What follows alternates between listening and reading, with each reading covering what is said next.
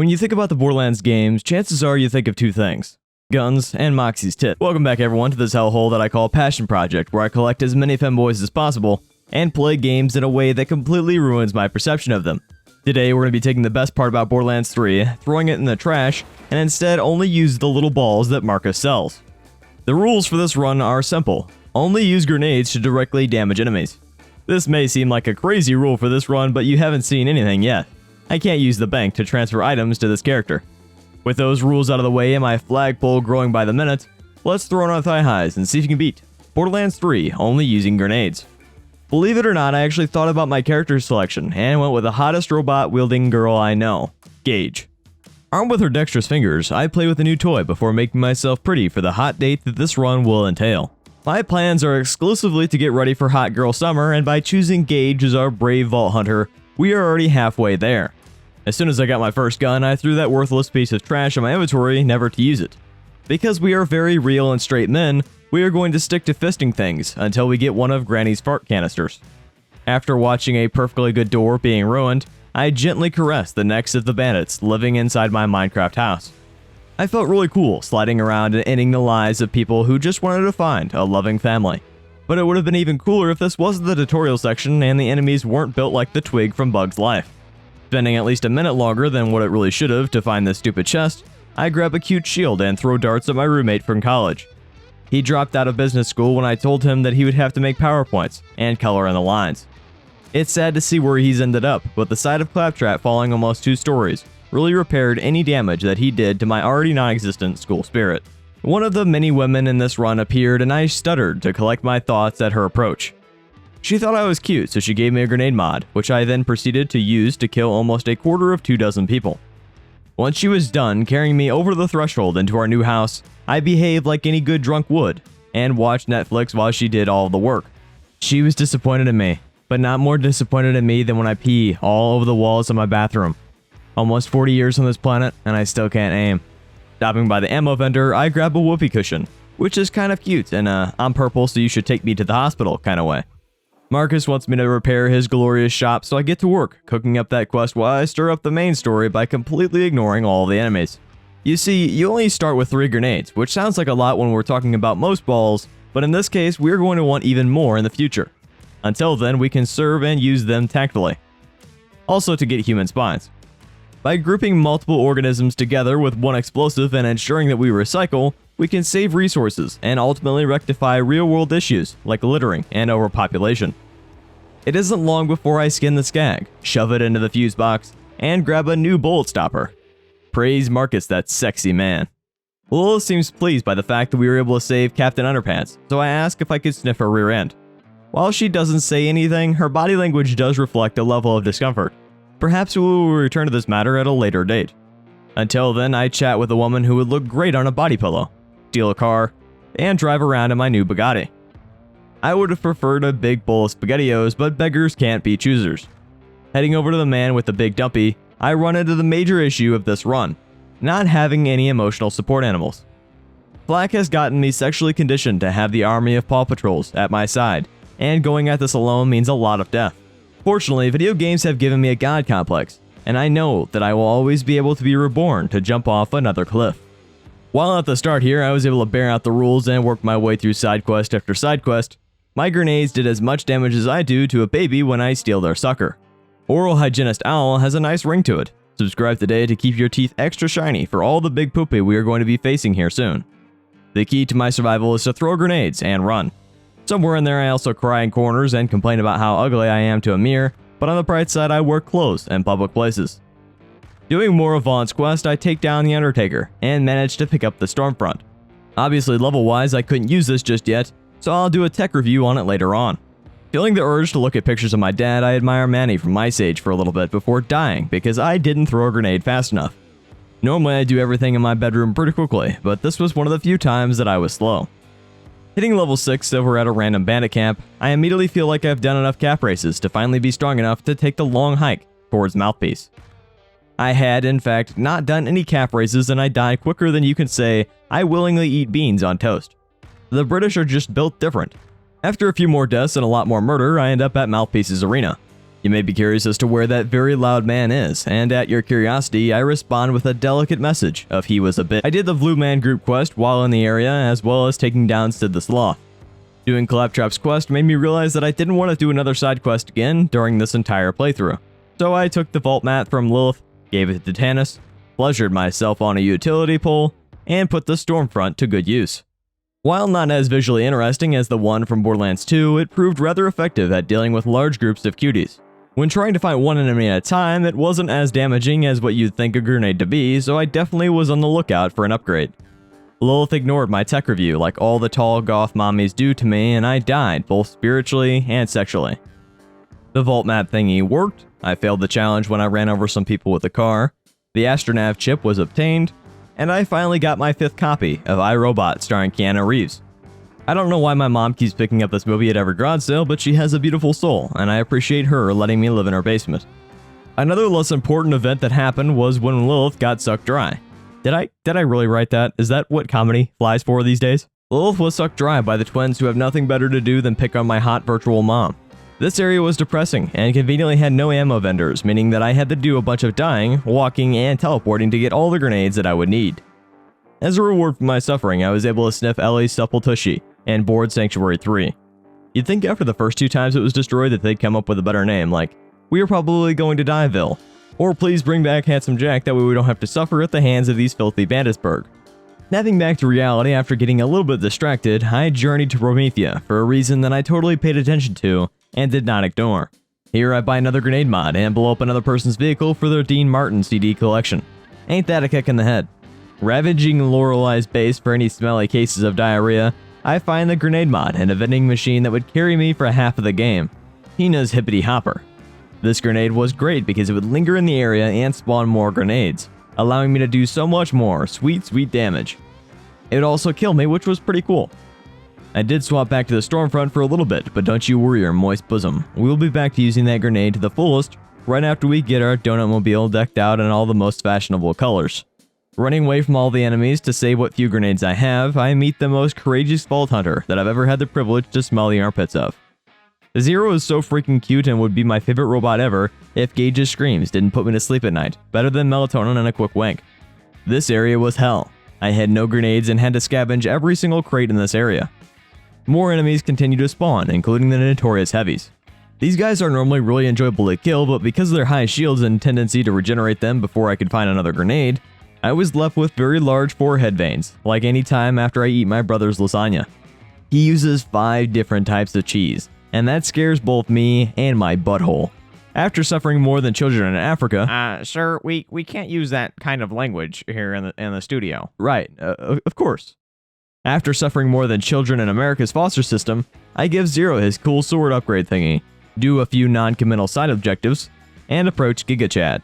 This stoic big brain library owner dies about as quickly as that mouth breather earlier in the run. Because of this and my lustful desire for experience, I return to farm him after returning to Lilith. In doing so, he respawns indefinitely and allows me to skip all the side quests in the area. My girlfriend used to tell me that I took all the enjoyment out of everything that we did together, but I'm happy to announce that she doesn't talk to me like that anymore. As a matter of fact, she's been awfully quiet and smells like dead fish. Buying a few more pockets and blasting my way to Athenas, my hope for this run skyrockets like my pants anytime feet are mentioned. At this point, I was on level with the enemies, had a decent amount of grenades, and had finally figured out what this run was really going to look like in practice. I slowed my tempo a little bit, breathing slower to relax my beating heart. I plan my throws more and aim for nothing short of greatness. You miss 1% of the shots you shoot yesterday, so make today 99% off a target. Sun Tzu. These were the words that Maya spoke to me as she brought me back to the land of the living. She's beautiful, but I also think that she should respec into the middle skill tree to get res if she's going to be playing multiplayer. Athenas was so enjoyable that I made the decision to also stop in at the tavern and cleanse whatever foul beast inhabited the basement, netting me quite a bit of experience. For those of you who are here for the run itself and not my intellectual prowess, here is how the build is coming into play. Full blue tree focus with an emphasis on splash damage and grenade-based skills. Here I was thinking fondly about the possibility of throwing grenades while I was down, but of course that beautiful wet dream had to be ripped away by the character hated by at least 73% of 43% of the people who play this game. While my gripes with Ava are not as firm as other members of the community, perhaps due to my week 60 hours or so that I have in this game, She definitely adds a color to Borderlands that doesn't really fit, and I don't mean that racially. She's immature, and after all most children are, but unlike Tiny Tina in Borderlands 2, she doesn't really have a personality, and instead just complains about everything all of the time. Picture this, right? A new coworker joins your team and seems rather quiet the first day or so, before quickly complaining about every part of your job. In this story, you aren't unemployed and watching an idiot play a game with only explosives, but instead are an employee loyal to your company for over 20 years. How would that make you feel? Upset and dumbfounded at the lack of work ethic displayed by your new coworker? Because I know I am. Looting a few chests and returning to Tannis with the key fragment, I farm Trot to level 15 or so, and make out with the guy from Tales from the Borderlands, a game that I still haven't played even though that cute robot that I like is one of the main characters of the story. Before you tell me that Zero isn't a robot, apply some Preparation H to your hemorrhoids please, and let this bottom do what he does best, get railed by flying enemies.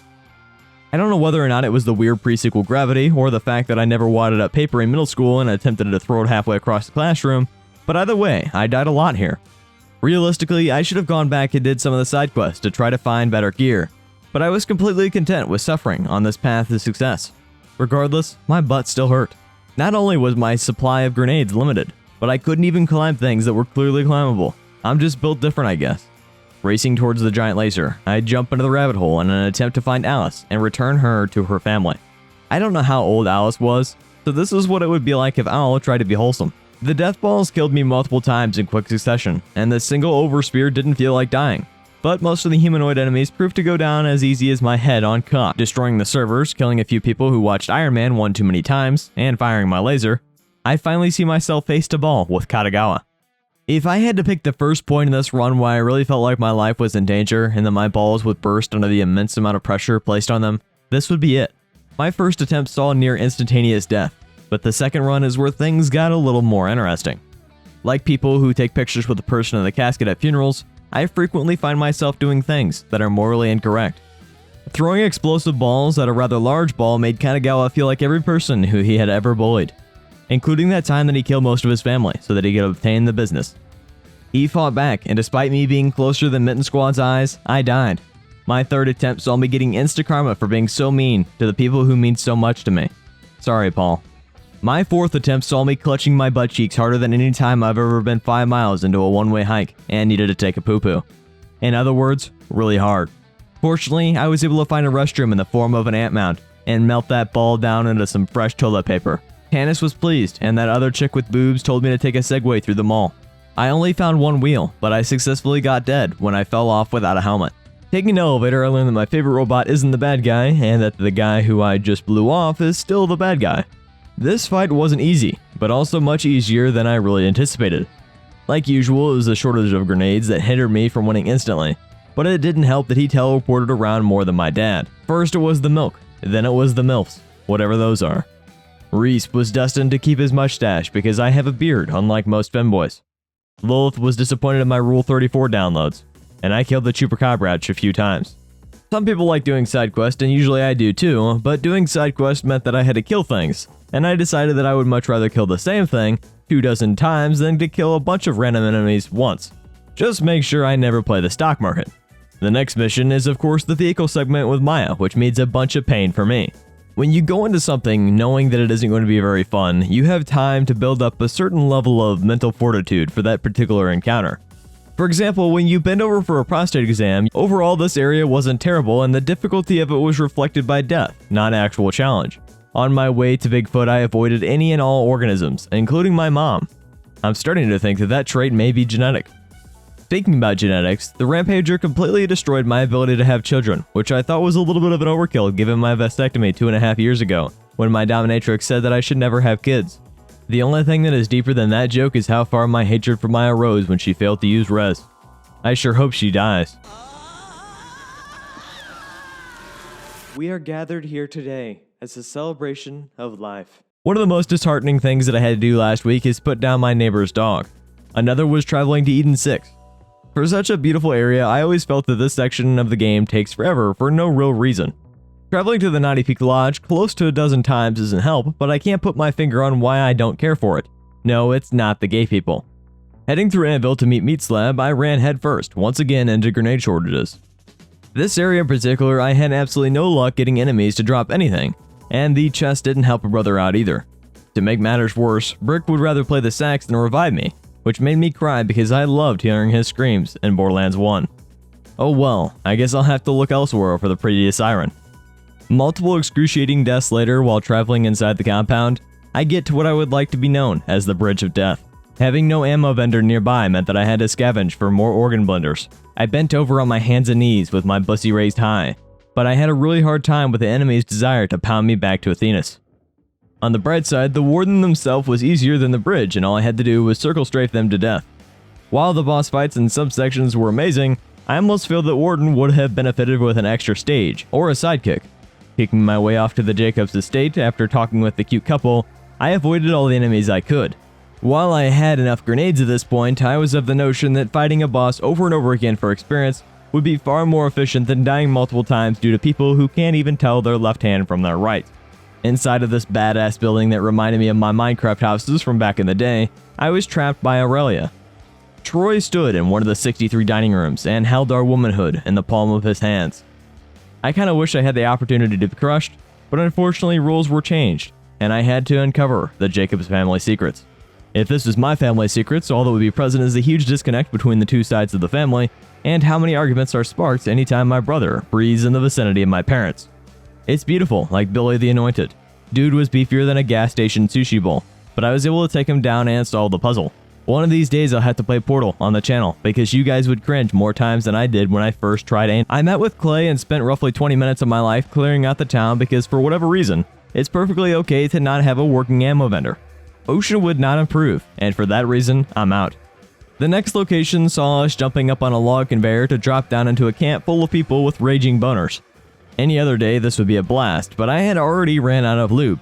I worked my way through multiple waves of enemies and blew up the 3 turrets over the course of 20 minutes, but of course, in Borderlands fashion, another boss spawned.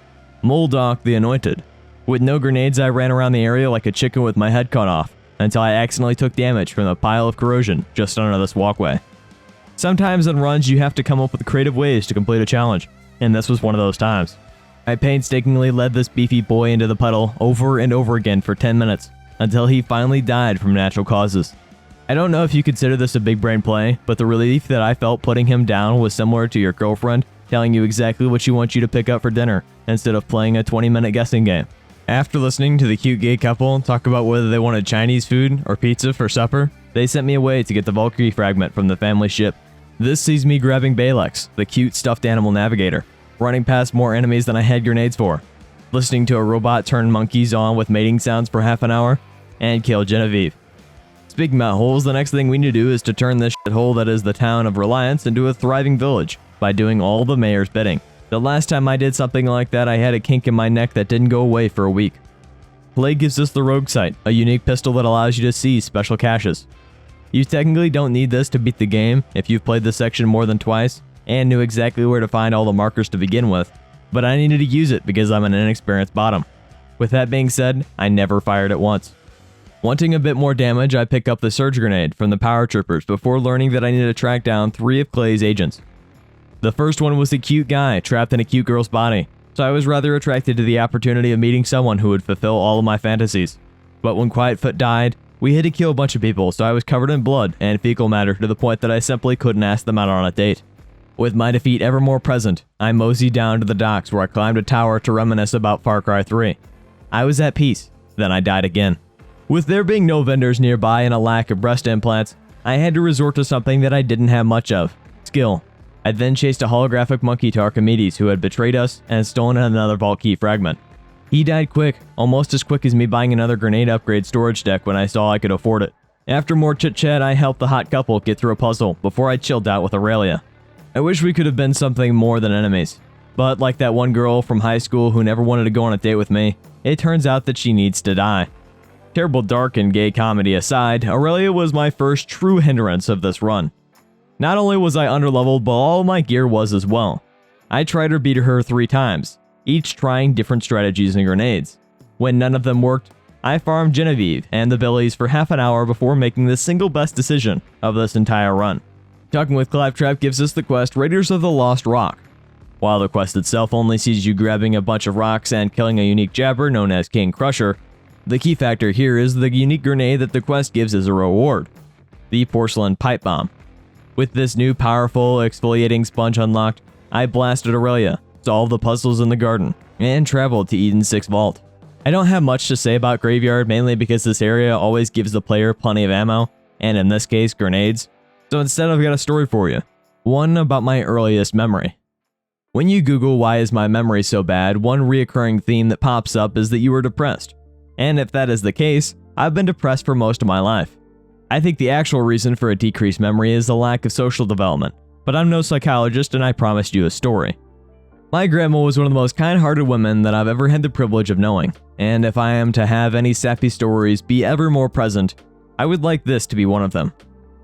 My earliest memory was a summer day, one of those days that is comfortable in the shade and slightly less so in the overcasted light. I had been staying with my grandma almost every other weekend, and this weekend was no different.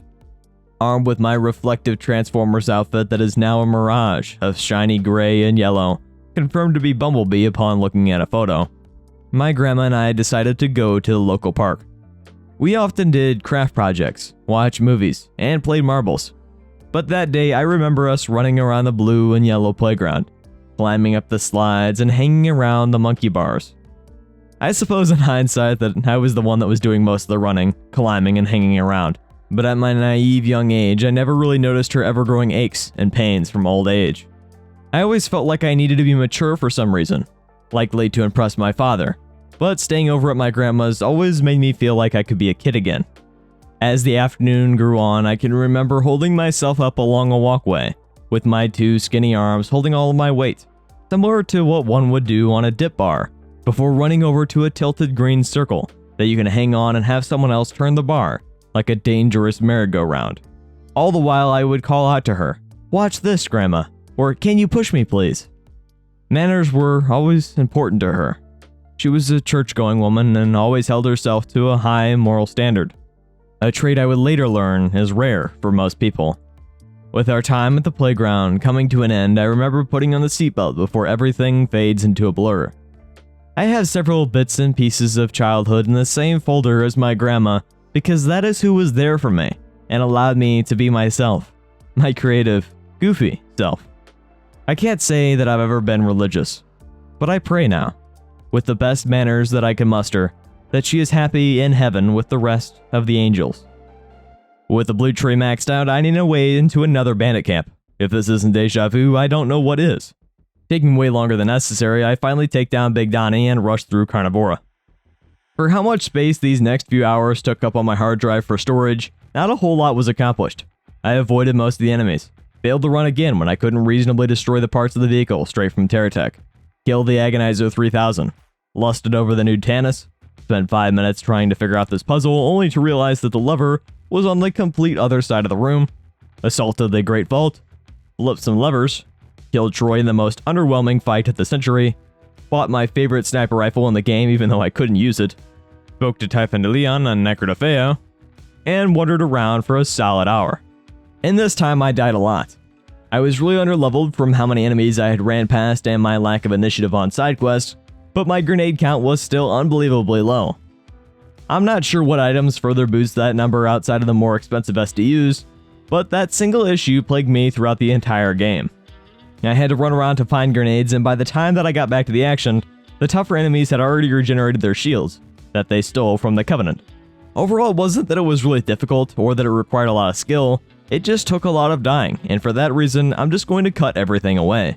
Desecrating a grave, exploring a weird alien place, failing at parkour that triggers my portal PTSD, heading a few stones that clearly had a purpose that I would have learned about if I had paid as much of attention to the game as I do anytime feed are mentioned in the channel's Discord, and watching a cutscene that is very emotional. I came and I cried at the same time. Oh, yes, just like that. I began the final battle of Hoover Dam. It all came down to this. The chick that I don't even remember the name of versus me in an epic showdown. While I may give this game a lot of flack for its story, the combat is absolutely insane, and this boss fight as well as many others were fantastic when compared to others of the franchise. That said, this was the most difficult fight of this entire run for one reason only. I didn't have enough grenades. When we break down the root of those 5 words, we come to 2 separate conclusions. One that I simply need more grenades, or that I need my grenades to do more damage. With my first few attempts not even scratching the surface of this multi-stage boss, I knew I needed to try something more intense. This reminds me of the time that I was dating a girl and we decided to take things to the next level. Previously we had been kissing each other's hands, but now we'd be trying something completely different, eating each other out. And eating out is exactly what I did as I farmed for more gear. It was fish and chips if you're curious. Throughout the course of this run, some of the grenades that I utilized most were the Stormfront, Tina's Hippity Hopper, Epicenter, Firestorm, and the Porcelain Pipe Bomb. Missing from this list, that is commonly found on the top of grenade tier list, is the Hex Grenade that you can obtain from the Sky Bullies. When I obtained this grenade, I really felt like I had completed the run, as general mobbing was a cakewalk, and as someone who has licked cake from someone's feet before, I feel like I was ready to take on Tyreen. Unfortunately, even with the Hex and the fancy class mod that we picked up from more splash damage, I still couldn't take her down. The most difficult challenges that we face as a community of challenge runners often force us to learn from the game, to become better and more knowledgeable about the world itself. As someone who has less than 100 hours of Borderlands 3 under my belt, I learned a lot from this playthrough, but it wasn't until I was trying to farm Pain and Terror for some kind of artifact that I realized something that I had already obtained would be able to take down the final boss. Despite being rather underleveled, the Porcelain Pipe Bomb completely changed how the fight went. Every bit of damage was able to give me a chance at restoring my quickly depleting number of grenades because of my perks, and the Pipe Bomb was able to push me over the edge, and finally, to a delicious climax.